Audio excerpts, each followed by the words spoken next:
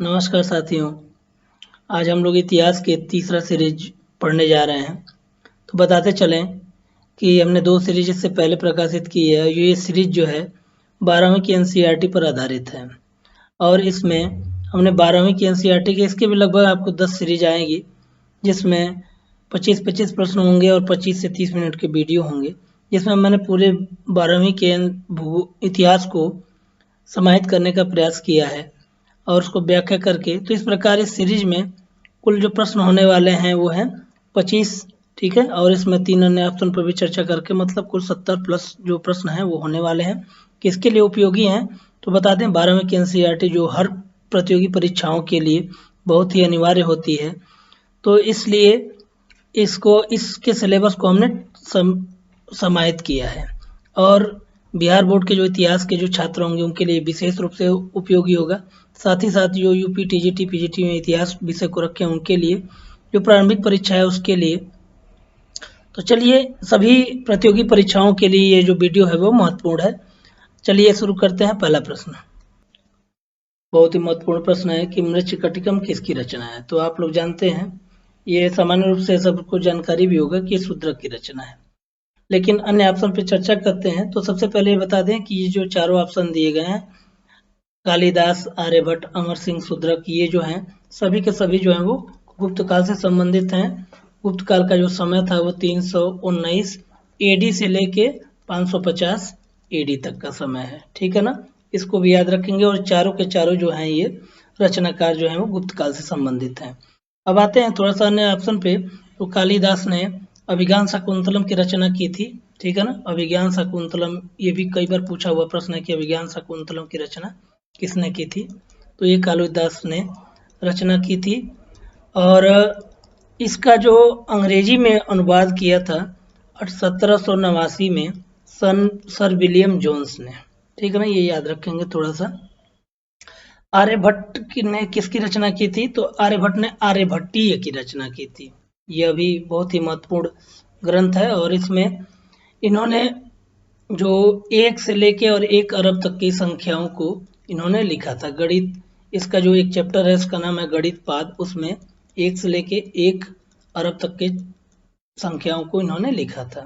और कुछ लोग जो हैं वो शून्य की भी इसको जनक, इनका शून्य को भी जनक इनको माना जाता है। तथा साथ में इन्होंने ये भी बताया था कि पृथ्वी जो है वो गोल है और पृथ्वी अपनी धुरी पर जो है वो घूमती है। अमर सिंह ने अमरकोश की रचना की थी। इसको जरा आप लोग याद रखेंगे। ये चार ऑप्शन के बारे में बात कर लिए। एक फैक्ट और ये कि मृच्छकटिकम का इसका जो सही उत्तर होगा शूद्रक हो गया। और मृच्छकटिकम का मतलब होता है मिट्टी का खिलौना या मिट्टी की गाड़ी, मिट्टी का खिलौना आबलिक गाड़ी। ये भी पूछा हुआ प्रश्न है कि इस मृच्छकटिकम का मतलब क्या है। और यह एकमात्र जो है वो गुप्त काल में लिखा हुआ दुखांत नाटक है। अगला प्रश्न है कि गोपुरम से क्या आशय है तो बताते चलें। गोपुरम जो है वो यह एक मंदिर निर्माण की एक शैली है।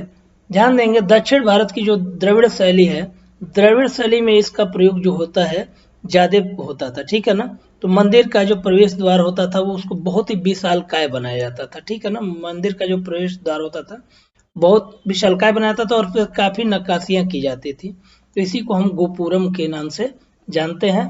और यदि देखा जाए तो मीनाक्षी टेम्पल जो है, यदि आप दक्षिण भारत में गए होंगे तो यहाँ पर मदुरै एक जगह है, चेन्नई से थोड़ा सा नीचे मदुरै, और वहाँ पे है मीनाक्षी टेम्पल। और मदुरै जो है वो वैगई नदी के किनारे है, वैगई नदी के किनारे है। और यहाँ पर मीनाक्षी टेम्पल है। यहाँ का गोपुरम जो है वो बहुत ही प्रसिद्ध है, इसको आप याद रखेंगे। अगला प्रश्न है कि तेनालीराम जो है किस राजवंश से संबंधित थे। तो आपको बताते चलें कि तेनालीराम जो है वो विजयनगर से संबंधित थे। और विजयनगर राज्य की जो स्थापना है वो 1336 ईस्वी में हरिहर और बुक्का, 1336 में, देखिए ये 1336 में हरिहर बुक्का ने की थी, ठीक है। हरिहर और बुक्का ये पूछता है तो हम ये भी थोड़ा चर्चा भी करता चलेंगे। और ये बताते चलें कि ये जो तेनालीराम है इनकी एक प्रसिद्ध पुस्तक थी, उसका नाम था पांडुरंग महामात्य, पांडुरंग महामात्य। और महामात्य।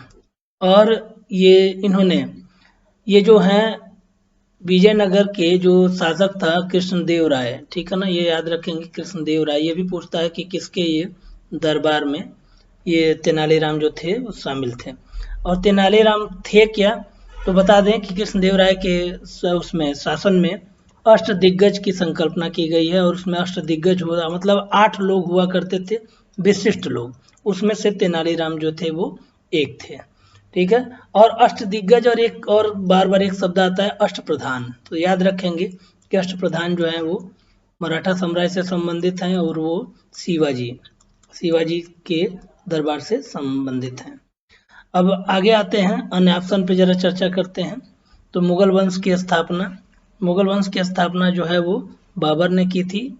और बाबर जिसका नाम था जहीरुद्दीन मोहम्मद बाबर, 1526 में ये भारत में आक्रमण करता है भारत पर। और समय यहाँ पर इब्राहिम लोदी, उस समय लोदी वंश का शासन था, ठीक है ना, इब्राहिम लोदी। और इनको इसने पानीपत की जो 1526 की लड़ाई थी उसमें इसको इन्होंने हरा दिया, किसने, बाबर ने। और उसी समय से 1526 से मुगल साम्राज्य की स्थापना, मुगल वंश की स्थापना हुई थी। बहमनी राज्य की जो स्थापना है ये 1397 ईस्वी में 1347 ईस्वी में जो हसन गंगू, ठीक है ना, ये भी पूछा हुआ प्रश्न है कि यह किसने स्थापना की थी, तो हसन गंगू ने। और इसी का नाम जो है वो अलाउद्दीन हसन या बहमन साहब इसको कहते हैं। बीजापुर के बारे में थोड़ा सा जान लेते हैं। तो बीजापुर जो है वो यूसुफ आदिल खान जो था, यूसुफ आदिल शाह, ठीक है ना, इसने इसकी स्थापना की थी। और बताते चलें, एक प्रश्न और पूछता है कि औरंगजेब ने किन 2 दक्कन के क्षेत्रों को अपने साम्राज्य में मिलाया था, तो बीजापुर हो गया और गोलकुंडा हो गया। ये थोड़ा सा आप लोग याद रखेंगे। और ये गोलकुंडा में ही जो था वो कोहिनूर हीरा यहीं के खान से निकाला गया था, तो ये भी थोड़ा सा याद रखेंगे। हम ऐसा प्रयास कर रहे हैं कि भाई उससे संबंधित जितने भी टॉपिक हैं आपको एक बार पुनः याद हो जाएं। अगला प्रश्न, आइए अगला प्रश्न की तरफ देखते हैं। तो यात्रियों का राजकुमार किसे कहते हैं, तो यात्रियों का जो राजकुमार है वो है वेनसांग, ठीक है ना। वेनसांग जो है यह ह से याद रखेंगे, ह इसमें भी है, हेनसांग और हर्षवर्धन, ये हर्षवर्धन के शासनकाल में ये भारत में आया था। और इसकी जो प्रमुख पुस्तक है वो है सी यू की। ये भी पूछता है कि इसने कौन सी पुस्तक लिखी थी। ये 629 से 645 तक जो है वो हमारे देश में रहा। और यह एक चीनी यात्री था। कहाँ का था ये, चीन से आया हुआ था, यह चीनी यात्री था। तो इसको हम यात्रियों का राजकुमार किसको कहते हैं, तो वेनसांग को कहते हैं। अन्य पर चर्चा कर लेते हैं। तो फायान जो थे वो चंद्रगुप्त विक्रमादित्य, ठीक है ना, चंद्रगुप्त विक्रमादित्य के शासनकाल में भारत में आए थे, विक्रमादित्य के शासनकाल में आए थे। और ये है अलबर्नी जो है वो ये महमूद गजनवी के शासन में काल में ये आया था, महमूद गजनवी, ठीक है। और इब्न बतूता जो है यह मोहम्मद बिन तुगलक, MBT इसको याद रखें, मोहम्मद बिन तुगलक के समय में आया था। और ये 1333 ठीक है। और इसने एक रेहला नामक प्रमुख पुस्तक लिखी थी, ठीक है। और ये इसने अलबर्नी ने तहकीक ए हिंद पुस्तक लिखी थी, तो इसको भी याद रखेंगे, तहकीक ए हिंद।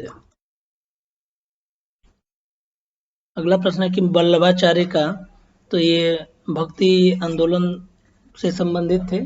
और इनका जो जन्म है वो वाराणसी में 1479 AD में हुआ था, ठीक है ना, AD में इसको याद रखेंगे।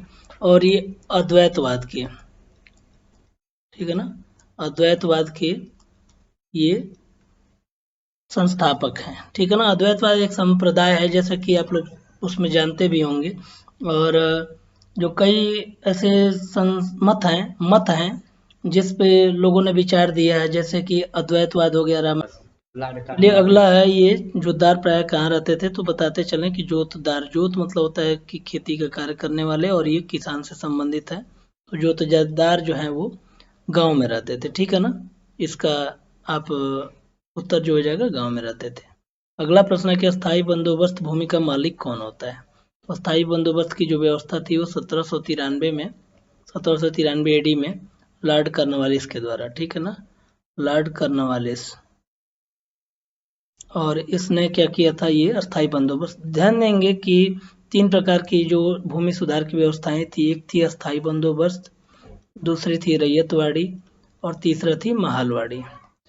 तो महालवाड़ी, तो ये 3 व्यवस्थाओं से भूमि का आवंटन जो है वो अंग्रेजों ने भारत के कृषकों या जमींदारों के बीच में किया था।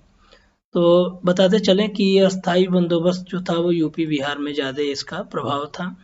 रैयतवाड़ी जो है वो दक्षिण भारत से संबंधित थी, और महालवाड़ी जो है वो पश्चिमी भारत, मतलब राजस्थान के क्षेत्रों में महालवाड़ी प्रथा जो प्रचलित थी। और एक महत्वपूर्ण बात यह स्थायी बंदोबस्त की कि इसको सूर्यास्त का नियम भी कहा जाता है। सूर्यास्त का नियम करने का मतलब कि एक समय निर्धारित होता था, उस निर्धारित के रात 12 बजे तक का समय निर्धारित था कि उसमें जो कृषक था वो टैक्स ले आके जमा करता था। यदि नहीं जमा करता था तो वो भूमि जो है वो दूसरे को आवंटित करने का भी नियम बनाया था। इसलिए पूछता है सूर्यास्त का नियम किससे संबंधित है, तो सूर्यास्त का नियम ये भी याद रखेंगे कि अस्थायी बंदोबस्त से संबंधित है। 12वीं के छात्र कृपया केवल एक जो ऑप्शन है उस पर आप लोग ध्यान देंगे, ठीक है ना। ये व्याख्या थोड़ा इसलिए की जा रहा है कि जो अन्य प्रतियोगी परीक्षाओं के लिए भी के मद्देनजर भी व्याख्या की। प्रश्न है कि 1857 की जो क्रांति है, सिपाही विद्रोह, ये कहाँ से प्रारंभ हुआ, तो बताते चलें कि इसका उत्तर होगा वो मेरठ से। मेरठ जो है उत्तर प्रदेश का एक जनपद है, उत्तर में दिल्ली के पास ये स्थित है। और 10 मई 1857 को ये इन्होंने, यहाँ के जो सिपाहियों ने वो दिल्ली चलो का नारा दिया, और वहाँ पर दिल्ली कूच करने का, दिल्ली चलो नहीं, दिल्ली कूच चलो तो दूसरा हो जाएगा, दिल्ली कूच करने का नारा दिया। और ये हुआ था क्यों, क्योंकि वहाँ पे अंग्रेजों ने जो 90 सिपाहियों को नंगा करके और बहुत इनके सामने ही सबके बहुत ही अत्याचार किया था। तो इसीलिए सबसे पहले तो 1857 की क्रांति का जो तिथि निर्धारित किया गया था वो 31 मई था, लेकिन ये क्या हुआ कि ऐसा ही माहौल बन गया कि ये 10 मई को ही इस तरह के करने का निर्णय ले लिया गया। चलिए अगला प्रश्न है, अगला प्रश्न है कि अवध के साथ वेलेस्ली सहायक संधि कब किया गया, तो इसका सही उत्तर जो होगा 1801। थोड़ा सा आपको बता दें, अवध क्या है, अवध जो लखनऊ के आसपास का जो क्षेत्र है, ठीक है ना, इसको हम अवध के नाम से जानते हैं। और 1801 में इसका जो यहाँ का नवाब थे वो क्या थे, सआदत अली खान, ठीक है ना, सआदत अली खान, और इन्हीं के साथ जो है वो लॉर्ड वेलेस्ली ने एक संधि, सहायक संधि की थी, ठीक है, इसको याद रखेंगे। और 1856 में अवध को ब्रिटिश जो क्राउन था, ब्रिटिश शासन था, उसके अंतर्गत इसको मिला लिया गया, ठीक है ना। अवध को याद रखेंगे कि ये भी प्रश्न पूछा हुआ कि कब लॉर्ड डलहौजी उस समय इसके ब्रिटिश लॉर्ड डलहौजी उस समय 1856 में जो थे वो गवर्नर जनरल थे, ठीक है, इसको याद रखेंगे। अगला प्रश्न है, बहुत ही महत्वपूर्ण प्रश्न है। अगला प्रश्न है जो कि 1857 की क्रांति में बिहार का विद्रोह, ध्यान देंगे सबसे अधिक उम्र के जो उस समय विद्रोहों का नेतृत्व करने वाले जो थे वो वीर कुंवर सिंह थे, और इन्हीं के नाम पे आरा में विश्वविद्यालय भी है।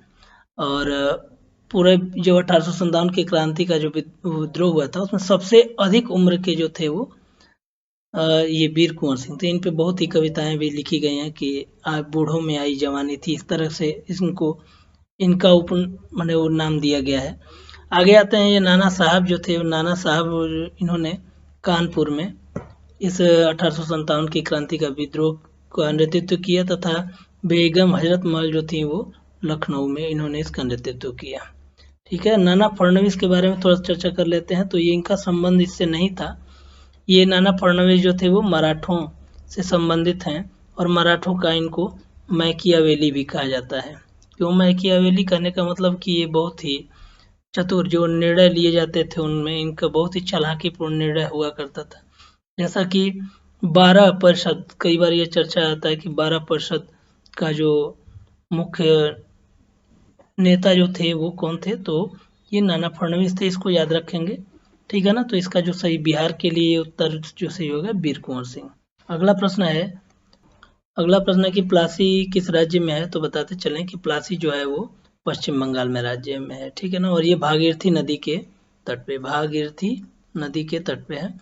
और एक बहुत ही महत्वपूर्ण युद्ध जिससे अंग्रेजों का यहाँ पर भारत में पांव जम गया था, वह यही युद्ध है जिसकी शुरुआत जो है वो 23 जून, ध्यान देंगे 23 जून 1757 में, ये 1857 से 100 साल पहले की बात आप याद रखेंगे।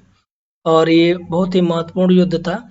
और यह जो है बंगाल के नवाब जो थे सिराजुद्दौला और अंग्रेजों के बीच में लड़ा गया था। सिराजुद्दौला और प्लस अंग्रेजों के बीच में लड़ा गया था, तो इसको थोड़ा सा आप याद रखेंगे।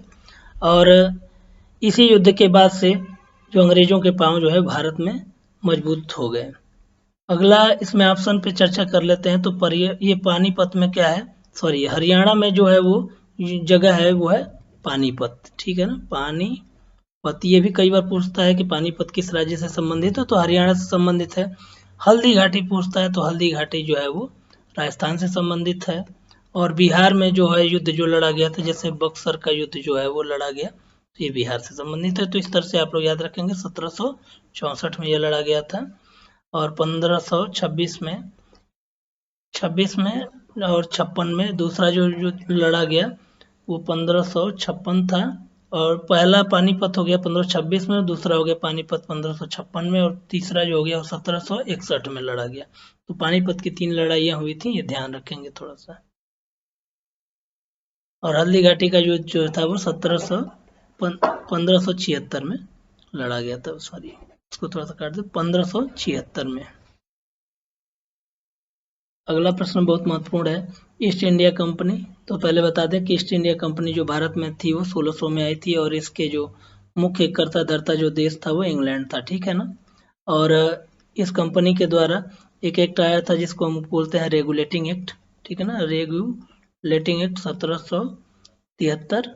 और इसी एक्ट के जरिए स्थापना की गई थी। तो 1774 में जो है वो सुप्रीम कोर्ट जो स्थापित हुआ था। और इसका जो पहला न्यायाधीश था वो था एलिजा एम्पे, इसको भी थोड़ा याद रखेंगे, ये भी पूछा हुआ प्रश्न है, एलिजा एम्पे। चलिए अगला प्रश्न है कि दिल्ली भारत की जो राजधानी वह कब बनी। तो ध्यान देंगे इसका सही जो उत्तर जो होगा वो 1912 होगा, लेकिन इसके बारे में थोड़ी सी कहानी हम जान लेते हैं। 1905 में क्या होता है, एक प्रमुख घटना घटती है लॉर्ड कर्जन के शासनकाल में, वो होता है बंग भंग, जिसको हम बंगाल विभाजन भी कहते हैं। और उसी समय 1905 में स्वदेशी आंदोलन भी हुआ था। तो उसके बाद से जब विश्व युद्ध होने की तैयारियां चल रही थी, तो अंग्रेजों को लगा कि अब उनको सब सिपाहियों की जरूरत होगी, तो वे भारत के लोगों को चाह रहे थे कि उनको सिपाही के रूप में प्रयोग करें।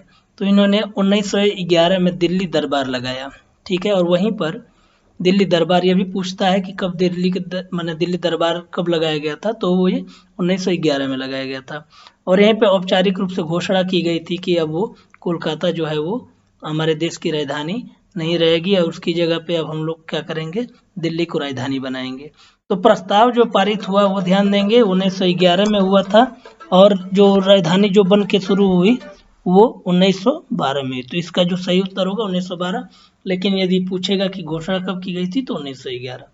तो इस प्रश्न को जरा ध्यान रखेंगे। अगला प्रश्न है कि भारत की पहली जनगणना। तो चलिए तो भूगोल का प्रश्न आ गया, और इसको बताते चलें कि पहली जनगणना यदि पूछेगा, इस तरह के सामान्य प्रश्न यदि पूछता है, तो इसका उत्तर जो होगा वो 1872 होगा। ये लॉर्ड मेयो के शासन में, ध्यान देंगे उस समय जो यहाँ के गवर्नर थे वो लॉर्ड मेयो थे। और इसके बाद यदि ये पहली जनगणना पूछता है सामान्य रूप से, तो इसका 1872 होगा। लेकिन पूछेगा कि क्रमिक जनगणना, ठीक है ना, या नियमित जनगणना पूछेगा, तो इसका ऑप्शन जो है वो बदल जाएगा, 1881 हो जाएगा। तो ये शब्दों पर ध्यान रखेंगे, यदि ये शब्द नहीं प्रयोग होता है तो इसका उत्तर 1872 होगा, और 1881 जब होगा तो ये नियमित या क्रमिक। और इस समय जो गवर्नर थे वो थे लॉर्ड रिपन। यह भी प्रश्न पूछा हुआ है कि उस समय जो गवर्नर, अब इसको याद कैसे रखेंगे कि पहले लॉर्ड रिपन थे कि मेयो थे, ये बार बार ये थोड़ा सा दिमाग होता है। तो बताते चलें, यदि क ख ग घ यदि याद होगा तो उसमें म पहले आता है, तो इसमें सही जो इसका उत्तर हो जाएगा जनगणना वो 1872। और यदि एम पहले आता है और आर बाद में आता है तो मे और रिपन, इस तरह भी आप याद रख सकते हैं कि मे और रिपन का हो। अगला प्रश्न है कि बंगाल का विभाजन किस वायसराय ने किया था, तो ये है इसका उत्तर जो है लॉर्ड कर्जन 1905। इसकी भी चर्चा हुई थी और ये 7 जुलाई 1905 को, ठीक है ना, 7 जुलाई डेट भी याद रखेंगे, 7 जुलाई 1905 को लॉर्ड कर्जन ने इसकी घोषणा की थी। और ये घोषणा पूछता है कभी कभी कहाँ से की थी, तो ये शिमला से की थी, याद रखेंगे। और इस बंगाल के विभाजन को हम बंग भंग भी कहते हैं, ये बंगाल का विभाजन भी कहते हैं। लॉर्ड डलहौजी के बारे में थोड़ा जानते हैं। ये राज्य हड़प की नीति यदि पूछता है, राज्य हड़प की नीति, तो राज्य हड़प की नीति ये डलहौजी की है। और इन्हीं के शासनकाल में रेलवे का जो है वो विस्तार किया गया था। 1853 में थाने से, मुंबई से थाने जो है वो रेलवे चली थी, इन्हीं के बारे में। और लॉर्ड माउंटबेटन के बारे में थोड़ा सा जान लिया जाए। लॉर्ड माउंटबेटन थे जो अंतिम अंग्रेज वायसराय थे, ठीक है ना, अंतिम अंग्रेज थे, अंग्रेज वायसराय थे। या कहीं कहीं इनको गवर्नर जनरल भी कहता है, ध्यान देंगे। ये दोनों में थोड़ा सा टेक्निकल वो टर्म मिस्टेक है, अंतर है, मिस्टेक नहीं अंतर है। और अगला ये लॉर्ड डफरिन जो थे 1885 में, इन्हीं के शासनकाल में ए.ओ. ह्यूम द्वारा इंडियन कांग्रेस की स्थापना हुई थी 1885 में, ये भी आप इसको ध्यान रखेंगे। अगला प्रश्न जो है सूरत की फूट कब पड़ी। अब देखिए सूरत क्या है, सूरत तो पहले बता दें ये गुजरात में एक स्थान है, नगर है ना, प्राचीन नगर है। और ये ताप्ती नदी के किनारे है, थोड़ा सा बता दें। और ये बंदरगाह भी है। और यहाँ पे सूरत की फूट का मतलब क्या होता है, इसमें तक जो कांग्रेस की स्थापना 1885 में हुई थी, वो कांग्रेस जो है वो 2 दलों में विभाजित हो गया। एक था गरम दल और दूसरा जो था वो नरम दल था। नरम दल क्या था, कोई भी नियमों को उदारता से चाहता था कि बिना हिंसा के कोई किसी कार्य को किया जाए। तो ये सूरत की फूट का मतलब यही है कि कांग्रेस का 2 दलों में बढ़ जाना जो है वो सूरत की फूट कहलाती है। और इसका जो नेतृत्व है, इस कांग्रेस की अध्यक्षता जो की थी रास बिहारी घोष ने की थी। ध्यान देंगे घोष, यदि घोष शब्द रहेगा, घोष का मतलब ये जो है ये नरम दल के हैं। यदि बोस रहेगा तो बोस जो है वो गरम दल के थे। यदि बोस रहेगा तो 2 लोग हैं, रास बिहारी बोस और रास बिहारी घोष। तो बोस जो है वो ध्यान देंगे कि ये गरम दल से संबंधित है और घोष जो है वो नरम दल से संबंधित है। और अन्य ऑप्शन पे देखा जाए तो 1911 में आप लोग दिल्ली दरबार का होता है और ये 1905 में बंग भंग होता है। ये मुस्लिम लीग की जो ये है मुसलमानों के लिए पृथक राष्ट्र की जो मांग की थी, वो मोहम्मद अली जिन्ना ने 1940 में की थी। ये कहाँ हुआ था, तो ये लाहौर में हुआ था, याद रखेंगे, जो वर्तमान में पाकिस्तान में, इन्होंने ही मांग की थी। किसने, मोहम्मद अली जिन्ना, ठीक है ना, याद रखेंगे इसको। यदि बताते चलें खिलाफत आंदोलन की जो शुरुआत थी वो 19 अक्टूबर 1919 को हुई थी, ठीक है ना। ये क्यों हुआ था, तो टर्की एक देश है जो कि बताते चलें कि आपको भौगोलिक दृष्टि से ये यूरोप और एशिया दोनों में पड़ता है। और यहीं के जो खलीफा थे उनके पे कुछ उनके सम्मान में कुछ ठेस पहुंचा था, जिसके लिए विद्रोह मुसलमानों ने विरोध किया था खिलाफत आंदोलन का नाम लेके। तो ये इसकी शुरुआत जो थी 19 अक्टूबर 1919 में, ये 1919 में। लेकिन ये जो आंदोलन है इसको मुख्य रूप से सक्रिय जो हुआ था वो 1920 से हुआ, तो इसको याद रखेंगे। अगला प्रश्न है, ये बताते चलें कि भारतीय संविधान सभा की प्रारूप समिति मतलब जो कैसा प्रारूप होगा, इसमें क्या क्या मैटर डाले जाएंगे, इसके लिए जो एक कमेटी बनाई गई थी जो कि 7 सदस्यीय कमेटी थी। और इसके अध्यक्ष जो थे वो डॉक्टर भीमराव अम्बेडकर थे। डॉक्टर भीमराव अम्बेडकर को आधुनिक मनु भी कहते हैं, ठीक है ना, आधुनिक मनु की भी संज्ञा इनको दी जाती है। और ये प्रारूप समिति के अध्यक्ष थे। इन्होंने 29 अगस्त 1947 को, ठीक, इस समिति का गठन जो था वो 29 अक्टूबर, ये भी पूछा हुआ प्रश्न है कि 29 कब इसका गठन किया गया था, तो 29 अक्टूबर 1947 को गठित हुई थी और इस समिति ने 26 अक्टूबर 1948 को अपनी जो रिपोर्ट है वो प्रस्तुत की थी। तो ये याद रखेंगे, दोनों डेट याद रखेंगे। डॉक्टर राजेंद्र प्रसाद जो कि स्वतंत्र भारत के पहले राष्ट्रपति थे, ठीक है, इनको भी याद रखेंगे। और ये संविधान सभा के अस्थायी अध्यक्ष थे, याद रखेंगे, अस्थायी अध्यक्ष थे। और जो सच्चिदानंद सिन्हा थे ये अस्थायी अध्यक्ष थे। अस्थायी अध्यक्ष यदि कोई पूछता है तो ये अस्थायी अध्यक्ष ये थे। और जवाहरलाल नेहरू के बारे में भी आगे चर्चा की जाएगी।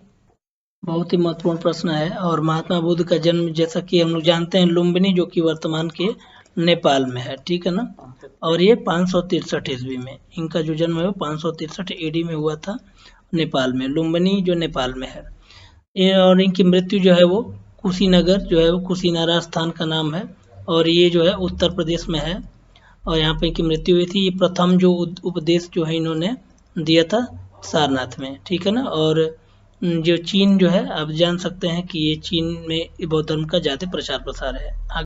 अगला प्रश्न है कि बुद्ध को ज्ञान कहाँ प्राप्त हुआ था, तो ये बोध गया में प्राप्त हुआ था, ठीक है ना। और बोध गया जो कि आपके वर्तमान बिहार में स्थित है और यहाँ जो नदी है वो निरंजनी नदी के तट पे है, ये भी पूछता है कभी कभी। तो और जापान में चीन वो बौद्ध धर्म का प्रचार प्रसार हुआ था, यहाँ की जो शाखा है उसको हम महायान कहते हैं, ठीक है ना। हीनयान महायान 2 भागों में बटा था। चलिए अगला प्रश्न है कि कौन जैन धर्म से संबंधित हैं, तो जैन धर्म से संबंधित है महावीर स्वामी जो कि बौद्ध धर्म के 24वें तीर्थंकर हुआ करते थे, ठीक है ना।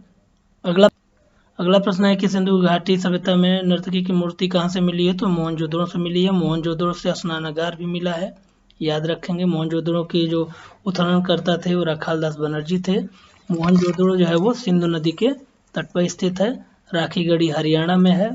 और बताते चलें कि राखीगढ़ी हरियाणा में हड़प्पा सभ्यता से संबंधित जो है सबसे विशाल संग्रहालय का यहाँ पर निर्माण किया जा रहा है, हरियाणा में राखीगढ़ी है, ठीक है ना।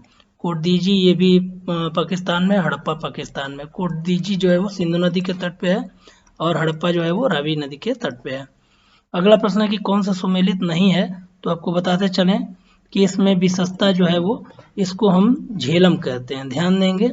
और सारे के सारे जो है सुमेलित हैं, इसका स्क्रीनशॉट आप लोग ले लेंगे। आशा करते हैं कि वीडियो आपको बहुत पसंद आया होगा। इस चैनल को कृपया लाइक करें, सब्सक्राइब करें तथा अन्य दोस्तों के साथ शेयर करें ताकि हमको मेरे लिए भी उत्साहवर्धन, और कमेंट जरूर करें कि ये आपको मैटर कैसा लगा और अन्य लोगों तक भी पहुंचाएं ताकि चैनल जो है वो अच्छा ग्रो कर सके। बहुत बहुत धन्यवाद। जय हिंद।